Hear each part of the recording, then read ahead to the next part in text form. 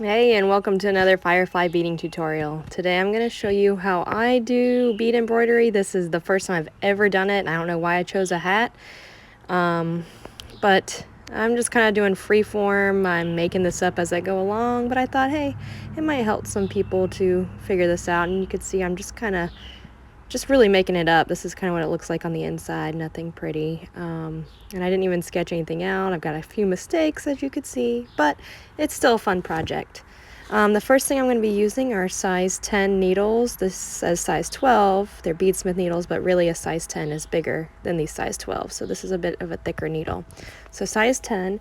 Then I'm using Nymo, either AA or a size D. And I double that up to make it a little bit stronger. So I'm going to find the opening here, or the little thread piece here.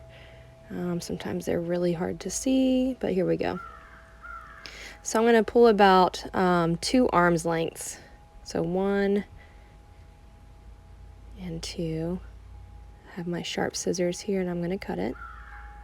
And then I want to thread one end onto the needle. So I sometimes I lick it a little bit and then try to put it through the hole here. If it doesn't go on one way, then slowly twist your needle to the back end and it should go on nicely. And now I'm going to pull everything down until I find the middle, or close to it. So I'm going to pull the ends together. This is just how I do it. I'm sure there's a much better way to do this. So I'm just going to put an overhand knot here. So of course, if you do this on the daily, please leave it in the comments. This is just, a quick project that I just decided I wanted to try. So again, just an overhand knot, and I kind of pull everything down. Kind of pull it tight. I'm going to take my scissors here, and I'm just going to cut close to the knot. I'm really not doing anything fancy here, and now I'm just trying to find the middle of my thread, so I kind of pull everything tight until my needle falls in the middle. It's very important that this needle stays in the middle, or else, it could mess things up, so just keep an eye on it. And again, I'm using, well, not again, but I guess what I'm using here are size 11, but you can use anything. So I've got crystals in here, delicas, whatever. I mean, whatever you have is totally fine as long as it fits your needle. These are size 11 Miyukis that I'm using today, though. So finding the middle, just making sure of that. And now what I'm going to do is I'm going to do what's called a back stitch. So I'm going to start here so I can finish out this petal of what's going to be like a SpongeBob flower, it looks like.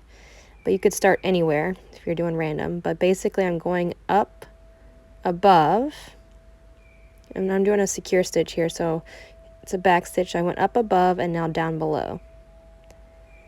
And this, I'm not putting a bead on it right now, it's just getting it started. So see how my thread is staying together as I pull? That's what you want to see. So do slow movements until you get used to working with the thread. And again, I'm going to go up above, so basically right where I was, close to it. And now I'm going to put a bead on this time. So the first time I do it, you can see I accidentally put a bead on the wrong side at one point, but the first time I do it, I don't want to put a bead on. So now I'm ready to put my bead on, and you could pull your bead down. This is one way to do it. Pull your bead down, put it where you want, and then go right down next to your last bead. Or if you don't have a bead next to where you're starting, then just go right down next to it. About a space, the space should be as big as your bead. And you see it just pops right into place.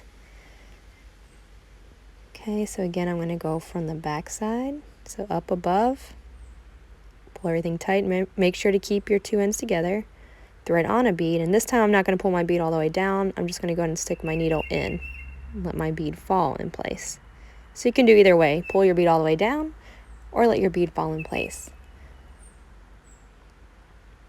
So once that's nice and secure, again you're going to come up above. So wherever you put your needle is where your bead is going to fall. So this is how you can do curves.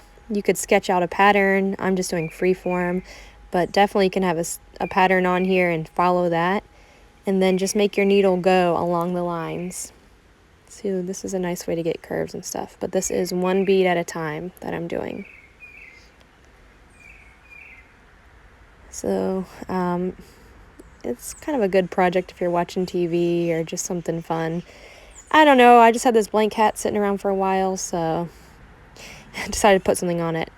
So here's my last bead, because my thread is getting kind of small, so I want to start with a new thread. So here's how I end it.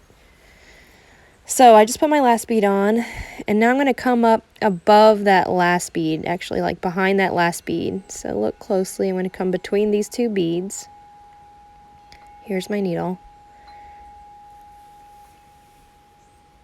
And I'm just going to put my needle back through. So it's just without, no bead on it, just up and then back. And then I'm going to do that one more time. And I'm just doing this somewhere where I could hide my thread. So choose a thread that kind of blends in. If you don't have a thread that blends in, then try to hide it within another place where the thread is. So again, I went up and back down. So I did that twice. I'll keep everything kind of secure. Check it, my bead's not moving, so we're good. I'm just going to snip off this last part here, close to it. And there you have it. So I'm sure there's a way better, more detailed way of doing this. This is what I'm doing, and it's working. So if you want to try it, have fun with it, and let me know if you have any questions. Happy beading from us at Firefly.